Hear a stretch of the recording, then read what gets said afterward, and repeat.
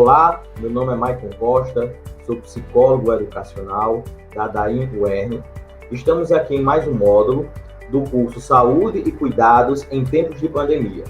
Este módulo tem a finalidade de discutir a saúde mental e o bem-estar em tempos de pandemia.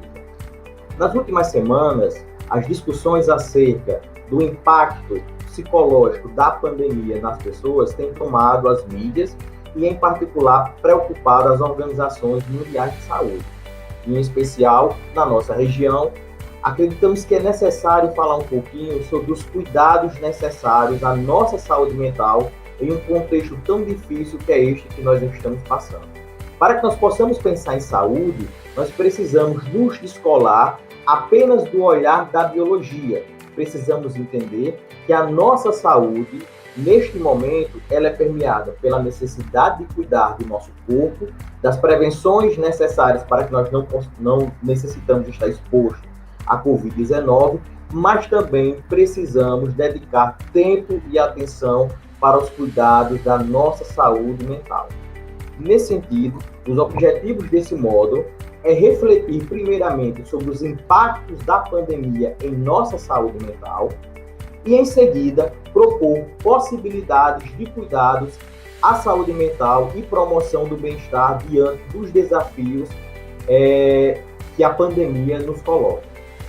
A princípio, eu gostaria de falar um pouquinho sobre como a nossa saúde mental ela está sendo afetada pelo cotidiano da pandemia. O que nós percebemos é que a pandemia, ela modificou a forma como nós nos relacionamos, a forma como nós interagimos e a forma como nós estamos realizando as atividades do dia a dia. Nesse sentido, é importante levantar aqui uma reflexão sobre os impactos que a pandemia trouxe para a nossa saúde mental. Não é a nossa pretensão aqui esgotar esse tema, mas provocar uma reflexão. Nesse sentido, eu vou elencar alguns pontos que nós podemos perceber que algumas pessoas podem estar sendo afetadas.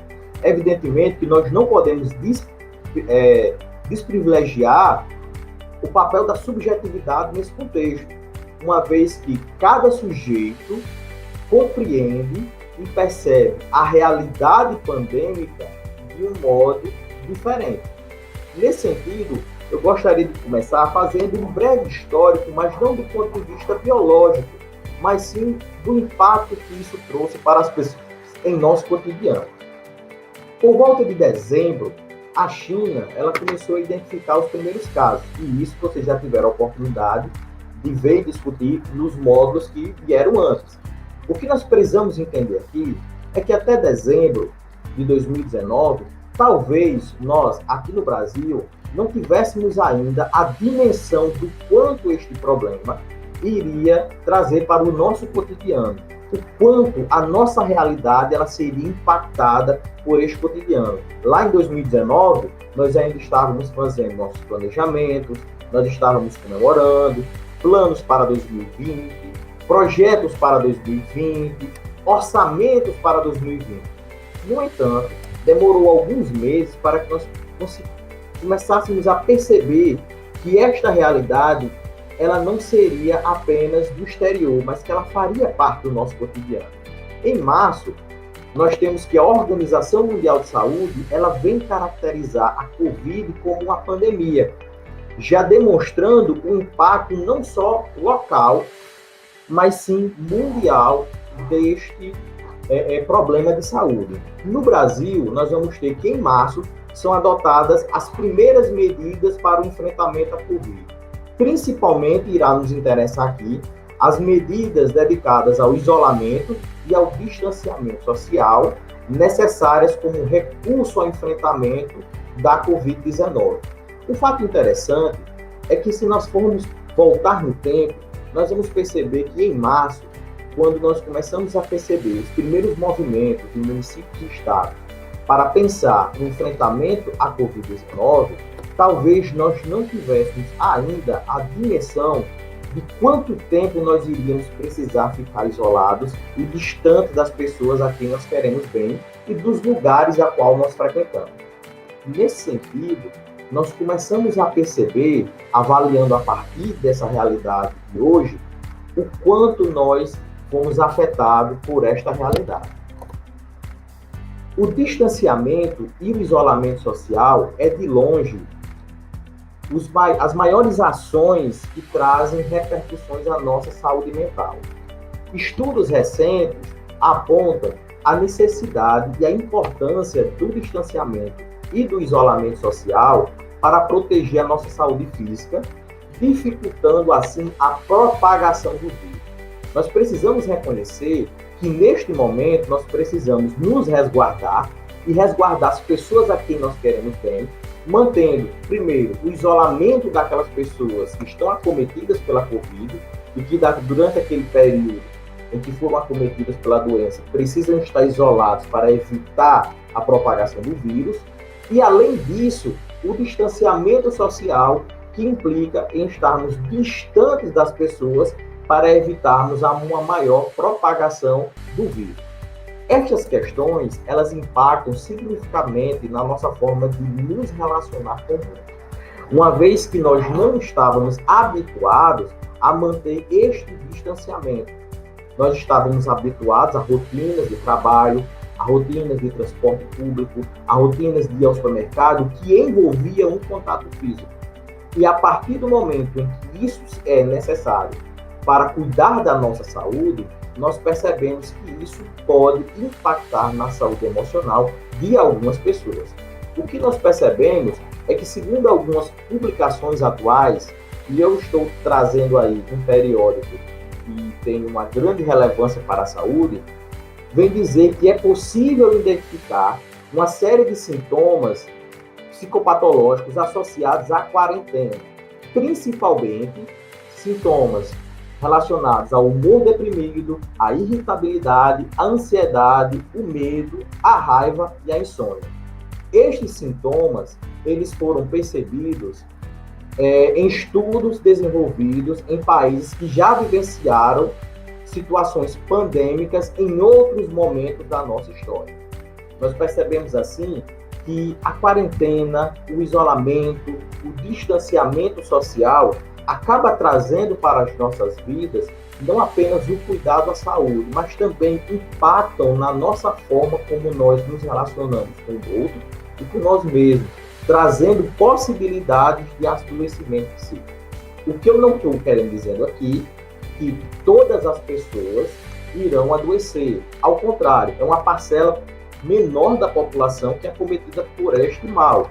Mas é necessário que nós tenhamos cuidados no tocante à nossa saúde mental neste período de distanciamento e isolamento social. Sendo assim, nós precisamos manter o distanciamento e isolamento social sem perder de vista a necessidade dos cuidados em relação à nossa saúde mental. Mais à frente, eu irei trazer para você um pouco de quais são as possibilidades que nós podemos encontrar para continuar cuidando da nossa saúde nesse contexto. As consequências também que são acarretadas pelo isolamento e pelo distanciamento diz respeito à dificuldade de lidar com a solidão. É muito comum encontrar algumas pessoas que falam que gostam de ficar só. No entanto, quando alguém se refere a gostar de ficar só, o sujeito não está falando da solidão.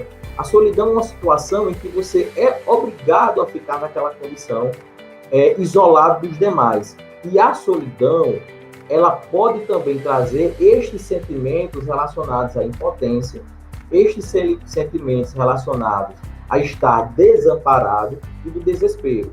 Nesse sentido, casos mais graves de sujeitos que precisam ficar, de fato, totalmente isolados, ou porque moram só, ou porque, pela questão de saúde, precisam ficar distantes dos seus parentes, necessitam de uma maior atenção ainda.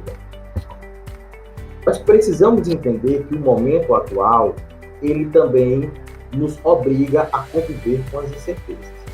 O que eu estou querendo dizer aqui é que, anteriormente, nós já convivíamos com a possibilidade da incerteza.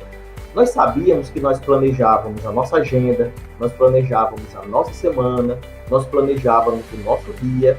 No entanto, nós não tínhamos a convicção de que tudo aquilo iria se materializar. Bastava um simples contratempo para desconstruir todo o nosso planejamento. Isso acontecia, se nós formos avaliar, ano após ano. Quando eu falei no início da minha fala, é muito comum no final de ano algumas pessoas fazerem os seus planejamentos. Assim como nós profissionalmente fazemos o nosso planejamento semanal, mensal, semestral ou anual. No entanto, o momento atual, a Covid, ela acaba revelando um lado ainda mais forte dessa incerteza. Ela acaba deixando ainda mais claro que nós não temos convicções dos nossos planejamentos. Além disso, as incertezas ampliadas pela Covid-19, a exemplo de quanto tempo nós vamos ficar em isolamento, por quanto tempo nós vamos precisar manter o nosso distanciamento social, em quanto tempo nós vamos ter uma possibilidade de uma vacina segura, quanto tempo nós vamos levar para voltar às nossas atividades cotidianas. Estas incertezas, elas precisam ser aceitas por nós como possibilidades de reaprender a viver com esta incerteza, uma vez que a incerteza ela já faz parte de nossas vidas.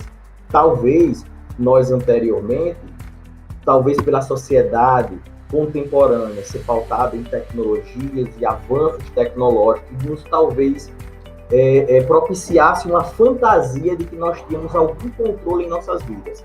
O momento atual nos demonstra que, de fato, nós não temos tanto controle assim. E não ter controle acaba provocando ainda mais a angústia diante desse sentimento de incerteza. A incerteza, ela pode trazer consigo sentimentos relacionados ao medo do desconhecido, ao medo de você ter saúde, o medo de perder a vida, o medo de adoecer, o medo de perder alguém a quem você quer bem, o medo de perder a renda. Todos esses medos, eles são ampliados exatamente pela condição forte de incerteza que o momento nos traz. É preciso entender que, além das incertezas, o contexto atual, ele acabou modificando nossas vidas de uma forma muito radical, principalmente a rotina do nosso dia a dia. Nós temos que entender que as nossas agendas tradicionais, no momento, elas não fazem muito sentido. Anterior ao momento pandêmico, nós tínhamos uma agenda que mais ou menos organizava o nosso tempo de acordar, de estar fora do ambiente domiciliar, ou trabalho, ou estudando, horário que nós perdíamos no trânsito, tempo dedicado à alimentação. A grande maioria das pessoas tinha uma vida extremamente agitada e corrida em virtude do excesso de atividades presentes em suas agendas. O que nós temos hoje, diante do cenário pandêmico, é uma nova realidade, no qual nós temos que, em grande parte das pessoas, trabalhar em casa, por meio do teletrabalho, e aí nós temos agora que lidar com a difícil tarefa de conciliar as atividades domésticas, as atividades do trabalho, o nosso lazer e o tempo para a nossa família em um único espaço. Nós temos que também ainda lidar com a educação remota, tanto no ensino superior, para aqueles que trabalham ou estão participando de algum curso no ensino superior, ou também aqueles que estão trabalhando em casa e precisam acompanhar os seus filhos nas atividades remotas que a escola envia. Gerenciar toda essa rotina tem sido um desafio para a grande maioria das pessoas, que não tinham o hábito de fazer tudo isso em um mesmo ambiente. Trabalhar em casa exige ainda muito mais disciplina do que trabalhar no lugar de trabalho. O que não quer dizer que as pessoas que estão trabalhando nos seus ambientes de trabalho também não estejam sendo afetadas por essa modificação na rotina. Até aqueles que precisam sair de casa e ir ao trabalho porque desenvolvem atividades essenciais ou porque os serviços ao qual estão envolvidos não pôde parar neste momento, ou não pôde enviar atividades para serem desenvolvidas em casa, são pessoas que convivem também com a insegurança de estar exposto à possibilidade de contaminação, mesmo diante dos cuidados necessários. Nesse sentido, as nossas atividades do cotidiano foram alteradas. Eu tinha um ambiente que me tirava do ambiente domiciliar, me levava para o trabalho, para que lá eu pudesse dedicar a minha atenção que é necessário ao meu trabalho. Só que agora eu tenho que fazer isso no meu ambiente domiciliar, mesmo com todas as pessoas que me cercam, e além disso, conciliar com as tarefas de casa. E aí começa a confundir o que é trabalho, o que é tarefa doméstica, qual é o momento que eu dedico ao meu lazer, e esta confusão em nossa rotina pode ocasionar também sentimentos de insatisfação ou de sofrimento nesse ambiente domiciliar. Além disso, nós temos ainda uma impossibilidade temporária em realizar algumas atividades do nosso cotidiano.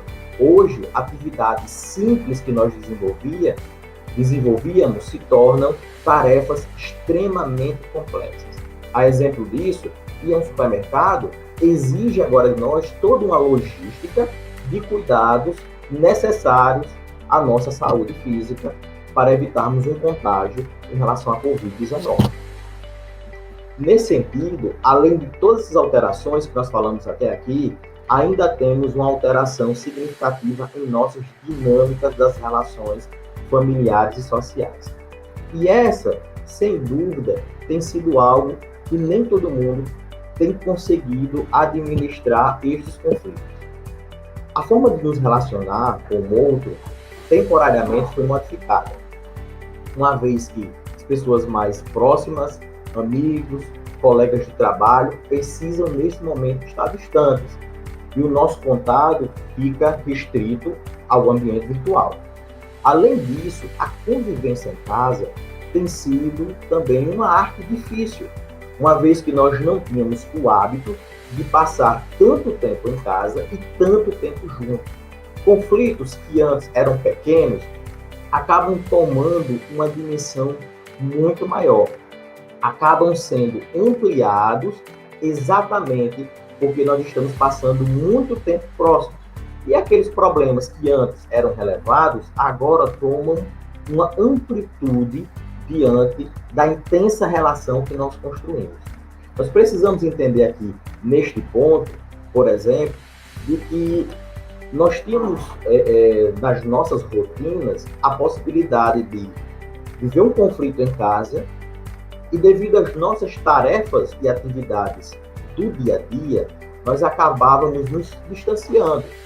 Tempo, muitas vezes, que psicologicamente era utilizado para que a gente pudesse ressignificar, refletir, pensar, perdoar ou avaliar outras possibilidades de gerenciar esse conflito.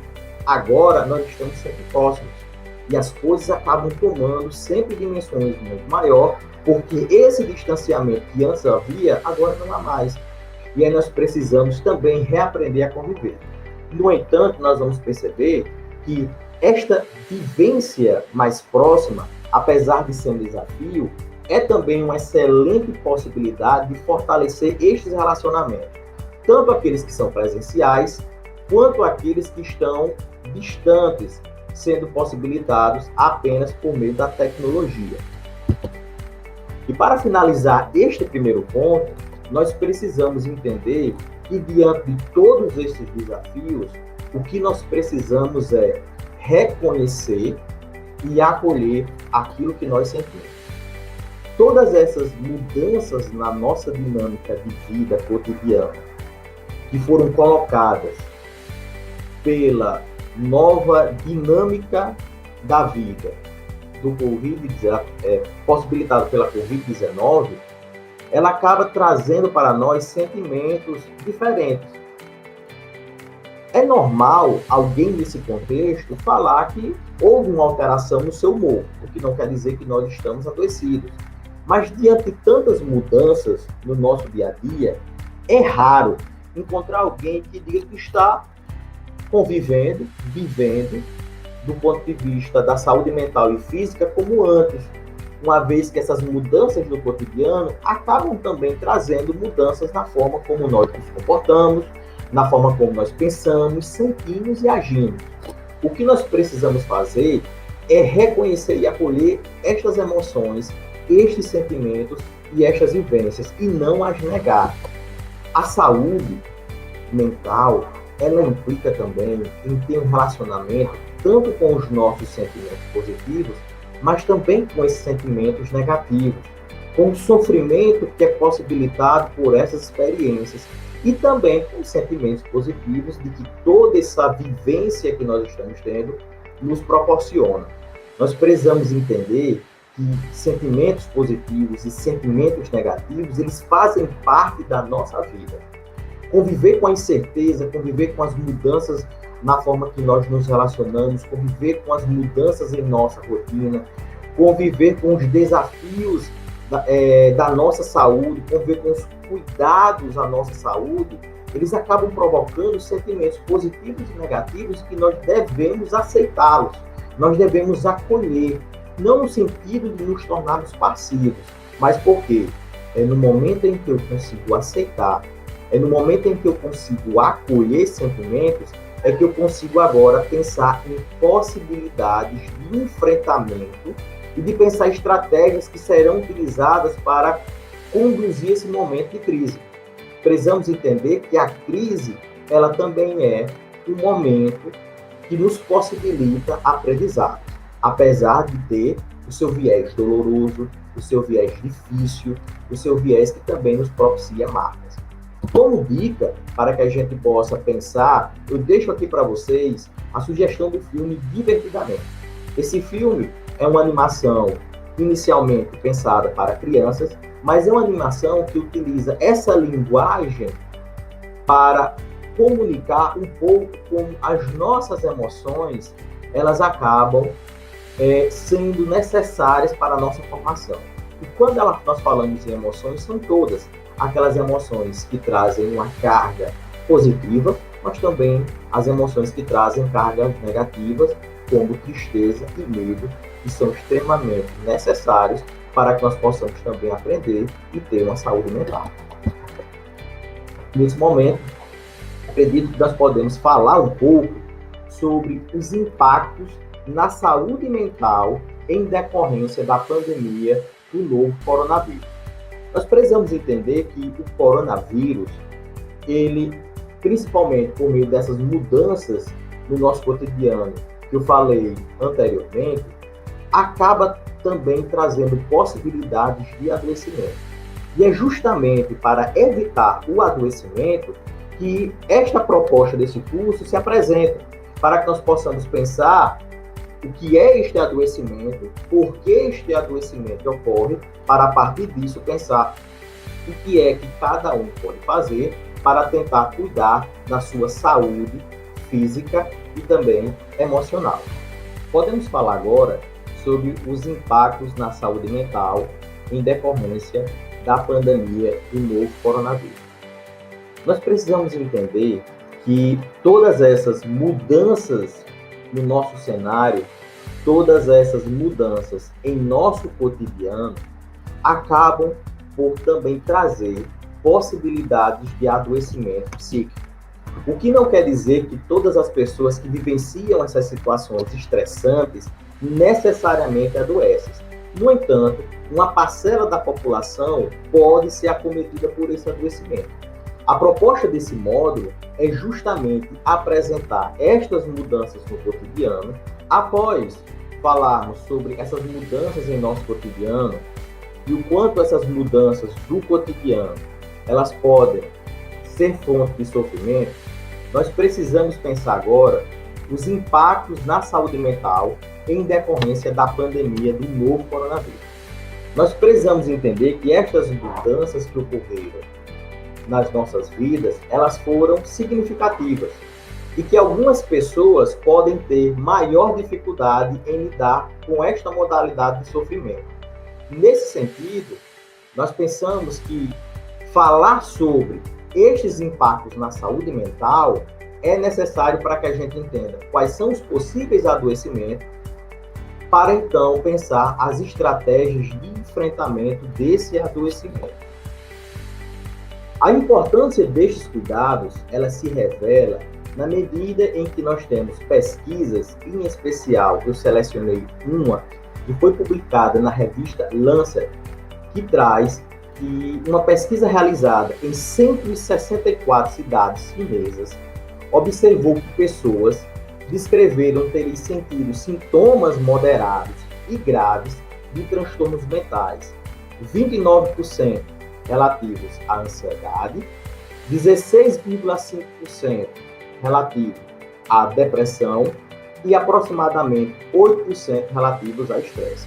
Vale salientar que a pesquisa ela foi desenvolvida na China porque foi o primeiro país que vivenciou o contexto pandêmico e foi também o primeiro país que conseguiu retornar, dentro dos limites possíveis, às atividades cotidianas. A partir da pesquisa com este público, identificou-se que uma parcela significativa da população que atravessou esse período pandêmico relatou que teve manifestação de sintomas relacionados a algum tipo de transtorno psicológico. A exemplo da ansiedade, representada em 29%, e 16,5% relativo à depressão. Recentemente, a Organização Mundial de Saúde e outros órgãos de saúde de estados e municípios têm encampado políticas, programas de apoio à saúde justamente na tentativa de diminuir estes impactos. É necessário que a gente entenda um pouco sobre estes sintomas, entender um pouco sobre estes transtornos, para que nós possamos estar compreendendo de que modo a pandemia impacta esta saúde, de que modo a pandemia pode causar algum tipo de transtorno e, nesse sentido, buscar a ajuda necessária. O transtorno de ansiedade generalizada é um transtorno psiquiátrico que tem tomado discussão nos últimos anos no mundo e no Brasil, principalmente porque a ansiedade ela tem sido um transtorno bastante recorrente nos consultórios psiquiátricos.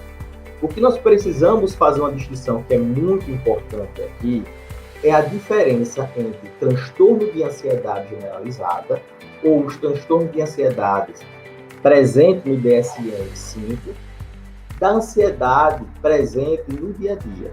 Nós temos que entender que a ansiedade ela é um recurso que a humanidade desenvolveu ao longo da sua história evolutiva. A ansiedade ela está presente em todos nós. Todos nós, em maior ou em menor grau, diante de desafios ou de situações que exijam de nós um esforço ou uma atenção, pode provocar em nós um certo grau de ansiedade.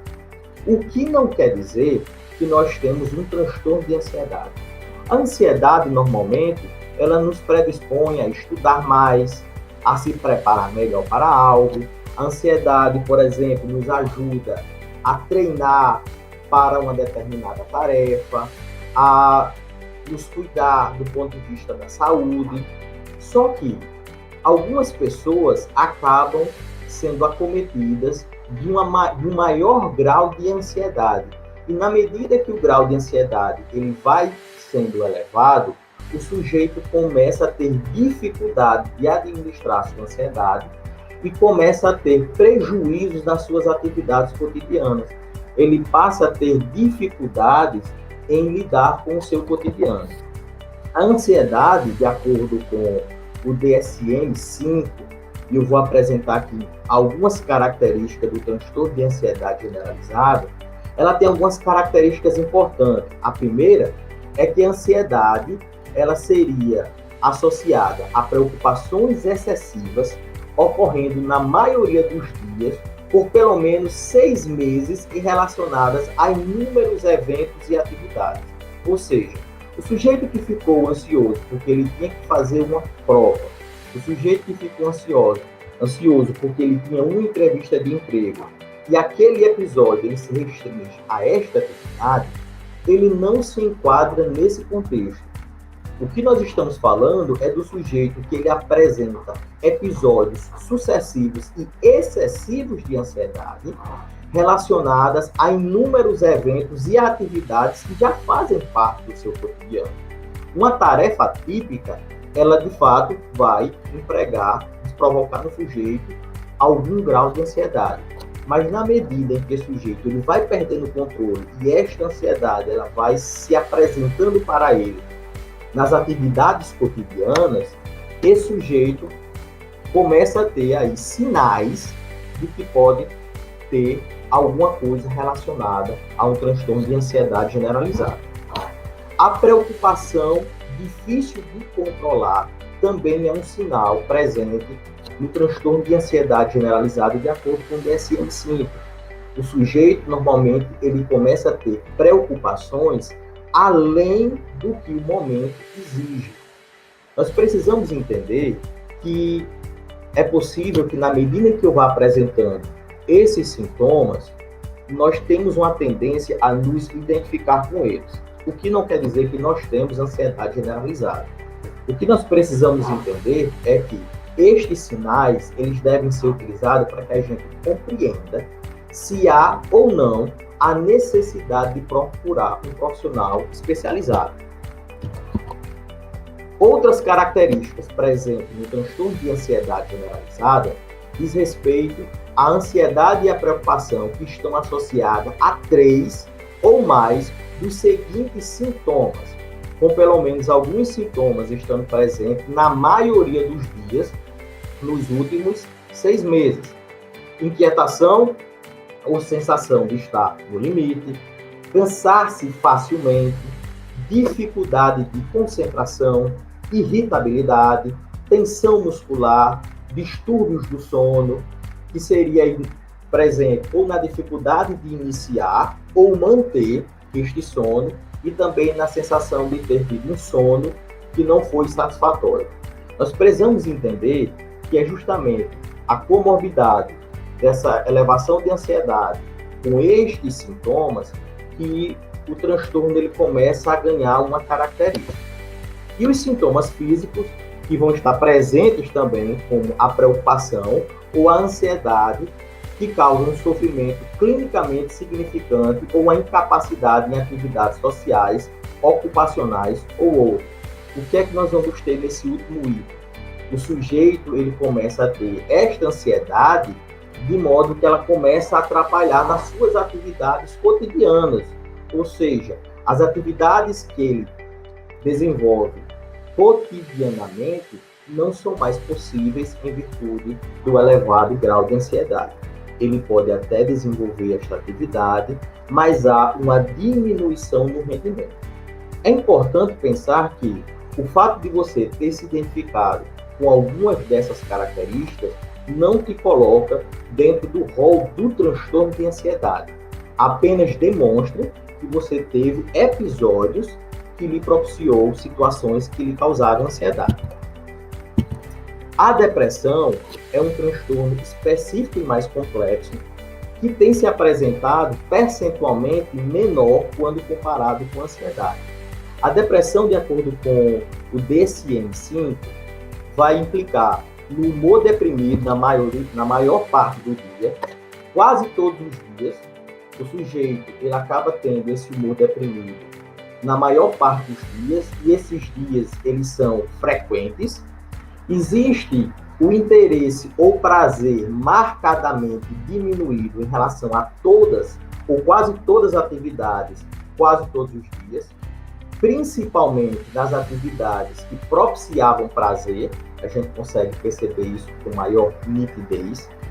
Perda ou ganho de peso significativo, insônia ou sono excessivo quase todos os dias, agitação ou lentidão psicomotora quase todos os dias, fadiga ou perda da energia quase todos os dias, sentir-se sem valor ou com culpa excessiva quase todos os dias, habilidade reduzida de pensar ou se concentrar quase todos os dias, pensamentos recorrentes sobre morte, pensamentos suicidas sem nenhum plano, tentativa de suicídio ou plano para cometer suicídio.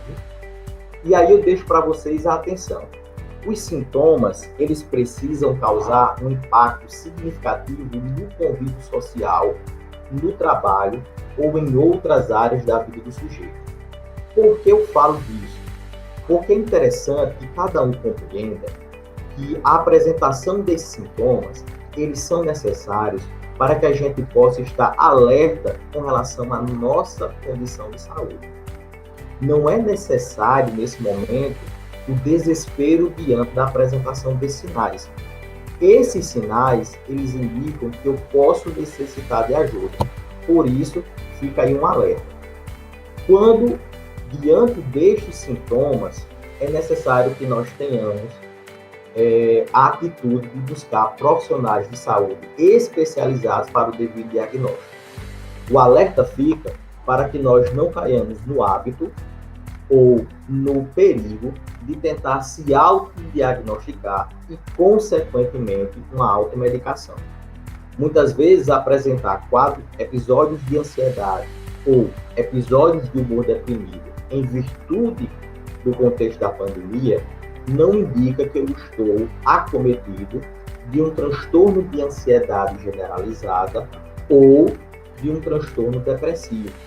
Isso apenas pode indicar que o momento tem sido difícil, que eu preciso redobrar os meus cuidados em relação à minha saúde emocional e ao meu bem-estar, e aí sim, na persistência dos sintomas, eu vou buscar um profissional de saúde adequado para que ele possa me orientar quanto ao tratamento necessário e específico para o meu tipo de transtorno.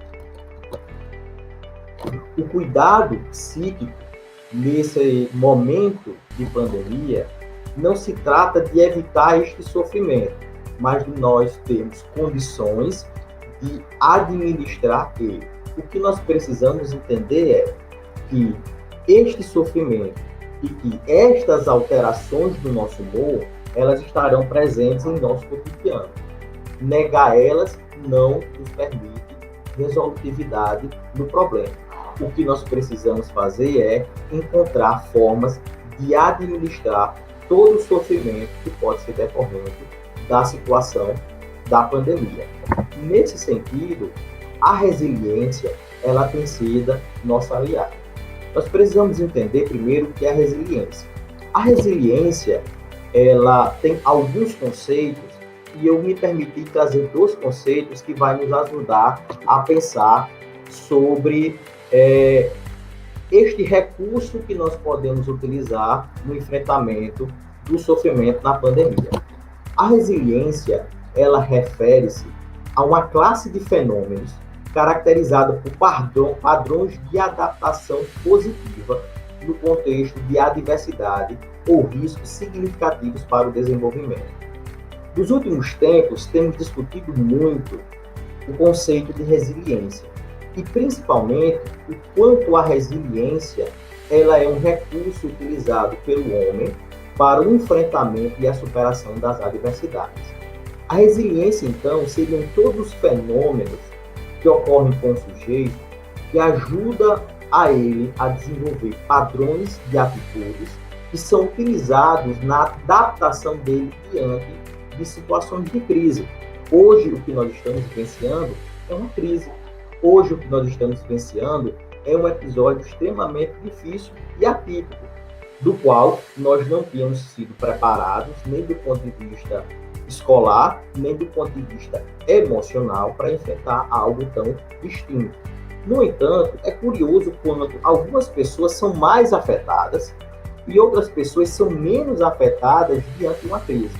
Essas pessoas que são menos afetadas diante de uma crise são pessoas que provavelmente possuem uma capacidade de resiliência maior do que aqueles que são mais afetados diante de uma crise. Nós precisamos entender que a resiliência tem sido considerada como um fenômeno pelo qual muitas pessoas mantêm sua saúde mental, apesar da exposição às adversidades psicológicas ou físicas. Ou seja, quando nós estamos diante de situações que nos obrigam a sair da condição de conforto físico ou emocional, a resiliência ela começa a operar. Evidentemente que quanto mais resiliente o sujeito é, maior ele terá condições de enfrentar uma crise. Quanto menos resiliente ele é, maiores as dificuldades de enfrentamento dessa crise. O que nós precisamos entender é de onde vem a resiliência. A resiliência ela não é um comportamento ou uma característica humana inata, ou seja, Nós não nascemos com ela e nem estamos predispostos geneticamente a ela. O que ocorre é que na nossa história de vida, nós começamos a enfrentar as adversidades e na medida em que nós vamos enfrentando as adversidades, nós começamos a construir a nossa resiliência. A imagem que eu apresento para vocês, que é a escultura O Homem se Esculpindo, de Jonathan Thorne, apresenta a imagem do homem que ele vai se dando forma. Eu trouxe essa imagem para ilustrar um pouco da resiliência em nossas vidas. Cada um, a partir da sua história de vida, começa a construir e a dar forma à sua resiliência. Ou seja, são as experiências de vidas, são as situações a qual nós vivenciamos, é o cotidiano que nos dá condições para que nós tenhamos a possibilidade de desenvolver a nossa resiliência. O que não quer dizer que alguém que neste momento está com dificuldade em lidar com as demandas do ambiente não consegue construir possibilidades dentro da sua resiliência. O fato de eu não ter tido tantas experiências de vida que me possibilitaram aprender com estas dificuldades para desenvolver a resiliência, elas, mesmo não tendo tido tantas experiências, eu posso, neste momento, diante desta crise, encontrar recursos que me ajudem a desenvolver a minha resiliência.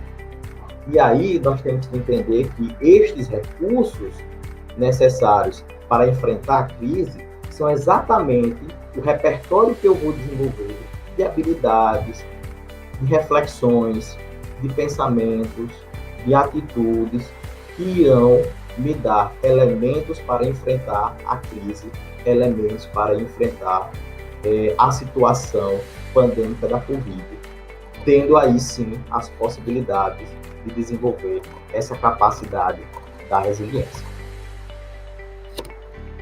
Para finalizar, uma vez que agora nós entendemos que o ambiente, o cenário da pandemia trouxe impactos significativos à nossa vida, impactos significativos à nossa organização familiar, social, laboral, emocional, entendemos a gravidade da pandemia, não somente no cenário da saúde orgânica, mas também da saúde mental. Entendemos que a resiliência será exatamente esse repertório ao qual nós vamos utilizar para enfrentar a crise, entendendo que as adversidades, elas se apresentam como possibilidade de aprendizado, de superação, e de aí trabalhar ainda mais essa dimensão da nossa resiliência. Nós podemos agora pensar os cuidados com a saúde mental em tempos de pandemia. Diante destes desafios, quais são as possibilidades que se apresentam? E nessa perspectiva aqui, eu gostaria de trazer algumas possibilidades que cada um pode, dentro da sua realidade, tentar desenvolver para cuidar da sua saúde mental e do seu bem-estar. É preciso entender que o que eu trago agora não é uma receita, não é um manual, mas sim são possíveis caminhos, são possibilidades. E aí, evidentemente, dentro dessas possibilidades, cada um vai encontrar o seu próprio repertório, vai encontrar aquilo que lhe satisfaz. Eu começo falando sobre a necessidade da organização das nossas atividades diárias. Se a pandemia ela impactou tanto em nossa rotina, se a pandemia ela impactou tanto na nossa organização do tempo, na nossa organização das atividades, perceba o quanto algumas pessoas hoje têm dificuldade de gerenciar o seu tempo. Aparentemente, nós teríamos mais tempo, porque nós não estamos no trânsito, porque nós não estamos perdendo tempo ou dedicando tempo a outras atividades. Mas a sensação que nós temos é que o tempo parece que ficou menor, que parece que o tempo que nós dedicamos para as atividades não é suficiente. Nesse sentido, a orientação que a psicologia, por meio das suas representações, tem dado, é que há necessidade de que cada um consiga organizar melhor as suas atividades diárias. A gestão do tempo, ela tem sido necessária não só para que nós tenhamos condições de cumprir as nossas atividades ou as nossas metas laborais e pessoais do dia a dia, mas para que nós possamos fazer o melhor uso do nosso dia, dedicando tempo, inclusive, para o cuidado da nossa saúde mental. Nós precisamos entender que, na medida em que nós cuidamos da organização do nosso tempo, nós conseguimos dedicar tempo para o trabalho, nós conseguimos dedicar tempo para interagir com nossa família, interagir em ambientes sociais, em ambientes virtuais com os nossos amigos, e nós também temos a possibilidade de dedicar um tempo para nós mesmos e o nosso autocuidado. Gerenciar o nosso tempo é também nos propiciar um sentimento de produtividade, o que é extremamente positivo. Sentirmos que estamos produzindo. Uma sugestão vai que, para aqueles que estão nesse momento com dificuldade de cumprir as suas metas, com dificuldades de gerenciar o seu tempo, a sugestão é que você possa fragmentar o seu tempo em pequenas atividades, de modo que você consegue cumprir elas. Por quê? Porque a expectativa e a meta é menor, a possibilidade de sucesso aumenta nesse sentido.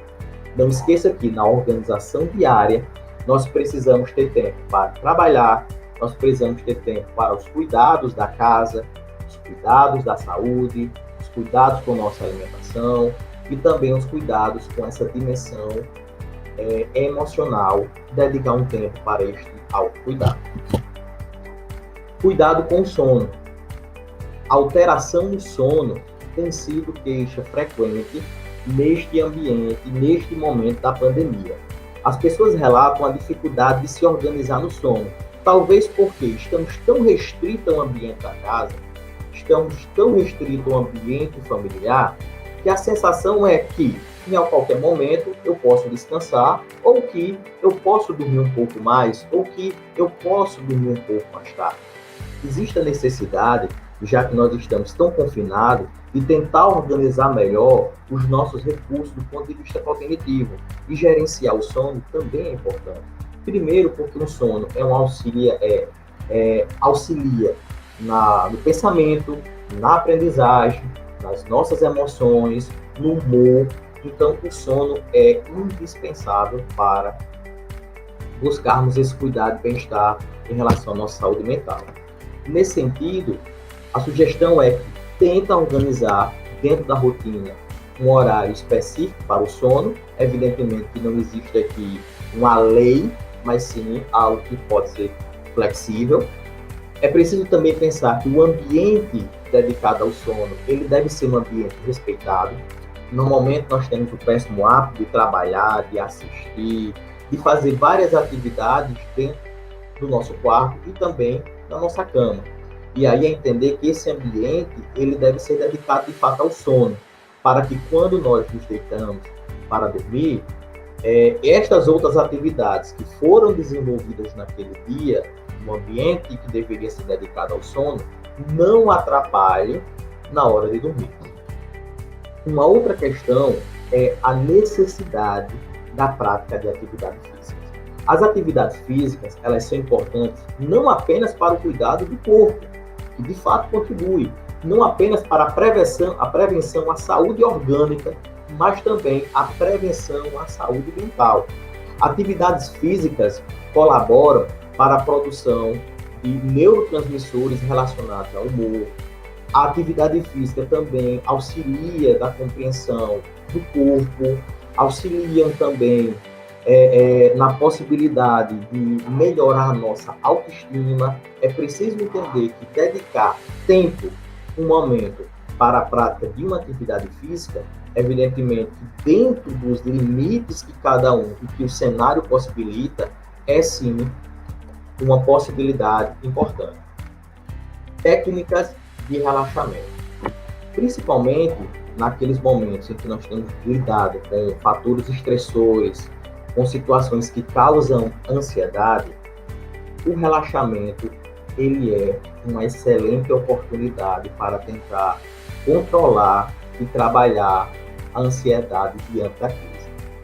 Para muitos, o relaxamento ele é entendido como algo banal, mas nós precisamos entender que técnicas de relaxamento e técnicas de meditação, elas têm eficácia comprovada, evidentemente, e respeitando a singularidade de cada um. Nem todo mundo consegue dedicar a atenção necessária para o relaxamento ou a atenção necessária para a meditação. Existe um tipo de relaxamento, uma técnica de meditação que eu particularmente oriento, que é a mindfulness. Essa técnica de meditação, ela seria o equivalente à atenção plena. Nós percebemos que a atenção plena, ou a técnica de relaxamento da atenção plena, possibilita com que o sujeito desenvolva um maior controle da sua atenção. E na medida em que o sujeito aprende a controlar melhor a sua atenção, ele também consegue controlar melhor as reações do seu corpo. Ele consegue relaxar mesmo em situações que podem causar ansiedade. O que nós temos é que os estudos apontam que as pessoas que realizaram tratamento para ansiedade tiveram efeitos positivos quando também associado com técnicas de relaxamento. O tratamento era utilizado associado às técnicas de relaxamento e aí nós temos um impacto extremamente positivo. Desta forma, dedicar um tempo dentro da nossa agenda semanal para práticas de relaxamento tem sido uma possibilidade de cuidar da nossa saúde mental. O yoga, por exemplo, é um momento em que o sujeito dedica tempo para o seu cuidado do corpo e naquele momento ele dedica grande parte da sua atenção ao seu corpo e ajuda nesse cuidado. O mindfulness também.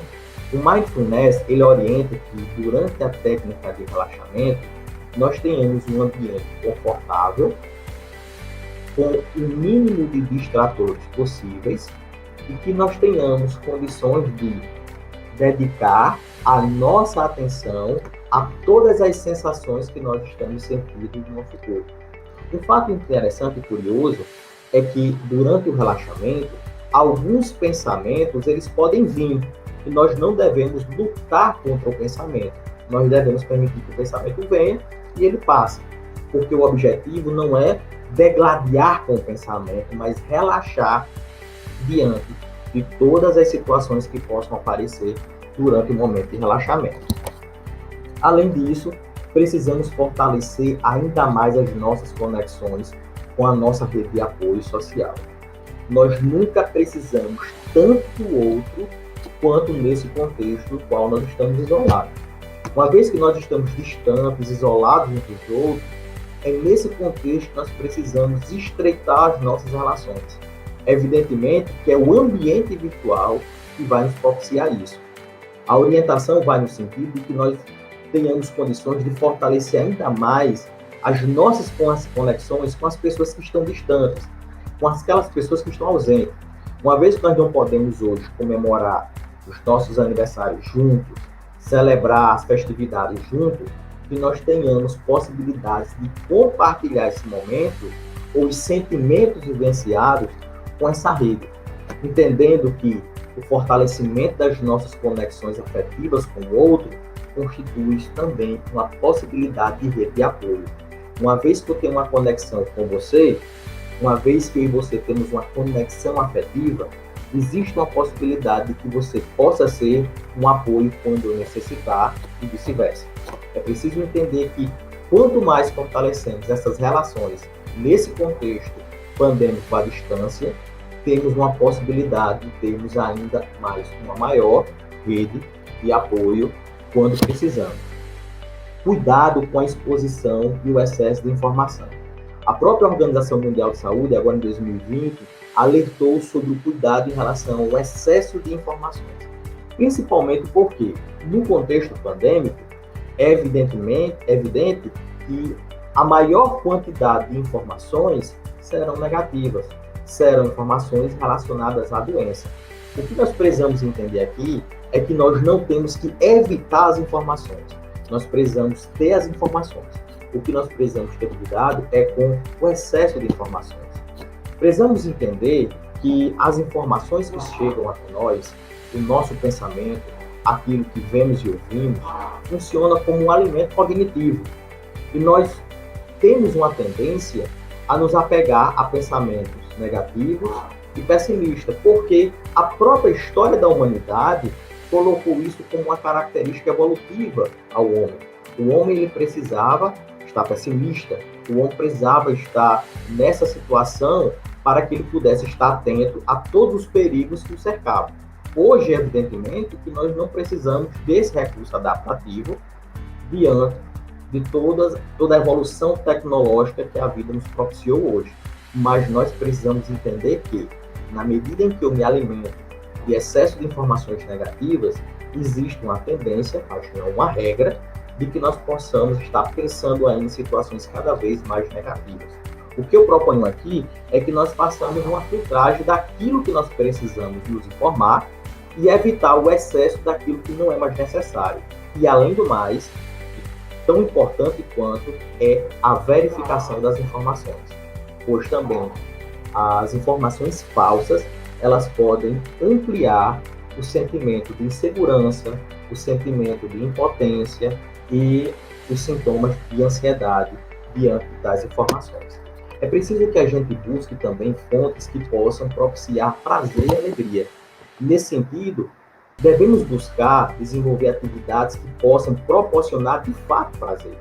E nesse contexto, a arte, por exemplo, é uma excelente aliada. Ouvir uma boa música, ler um bom livro, ler uma excelente poesia, ver um bom filme, são possibilidades ao nosso redor que podem nos proporcionar o prazer mesmo diante do confinamento. Além disso, aquelas dificuldades de estarmos tão próximos dentro de casa, convivendo com as pessoas intensamente, neste contexto, podem ser utilizadas para desenvolver atividades que propiciem prazer. Atividades coletivas com as pessoas da casa que podem trazer este alívio ao estresse, o alívio à ansiedade, o alívio ao sofrimento. Nós precisamos entender que atividades que nós desenvolvíamos há um tempo atrás e que nós paramos de desenvolver e que naquela época nos davam prazer, podem ser retomadas agora. É preciso entender que, dentro do nosso contexto, os desafios são muitos, mas as possibilidades elas ainda existem. A crise está posta, mas é o que nós pretendemos. Aquilo que nós vamos fazer diante da crise é que vai nos dar condições de cuidar da saúde e do nosso bem-estar ou sucumbir às dificuldades. É preciso reagir diante de tudo isso. E aí nós precisamos entender que, mesmo diante de todas essas possibilidades, mesmo diante de todo o repertório que a gente possa ter, é possível que, em alguns casos, haja necessidade de buscar apoio psicossocial. E aí, mesmo quando eu tento cuidar de mim, cuidar do outro, eu ainda sinto que necessito deste apoio, eu preciso entender que eu preciso buscar um apoio psicossocial, porque talvez ele seja necessário. E aí, eu deixo aqui o registro do trabalho que tem sido desenvolvido pela UERN, no qual nós temos uma rede de apoio psicossocial pela Projeto para os servidores da UERN e também via PRAE para os estudantes da UERN. Nesse sentido, existem estas duas redes de apoio psicossocial que estão sendo ofertadas na pandemia, e além destas redes de apoio que fazem parte da UERN, nós também temos as redes de apoio que são fora da universidade, que estão aí distribuídas pelo mundo, nesse contexto, fazendo o teleatendimento, uma vez que tudo isso foi permitido a partir de novas resoluções dos órgãos de saúde e também dos conselhos que fiscalizam e que orientam o exercício profissional destes agentes envolvidos na saúde. Para finalizar, eu quero dizer que é a esperança que vai nos possibilitar ressignificar e enfrentar tudo isso. E que sem a esperança nós não temos como fortalecer a nossa resiliência, entender o quanto nós ainda podemos fazer para cuidar da nossa saúde e do nosso bem-estar. E para finalizar, eu encerro aqui com um trecho do poema do Braulio Bessa, Há de Haver Esperança. Enquanto você sorrir por uma boa lembrança e enquanto você lutar com uma força que não cansa, enquanto você for forte, há de haver esperança. Agora nós encerramos nosso módulo por aqui e vocês ficarão agora com a atividade que está disponível no portal para que vocês possam fazer. Espero que possa ter contribuído e que a gente possa superar essa, sair bem e, acima de tudo, fortes e unidos.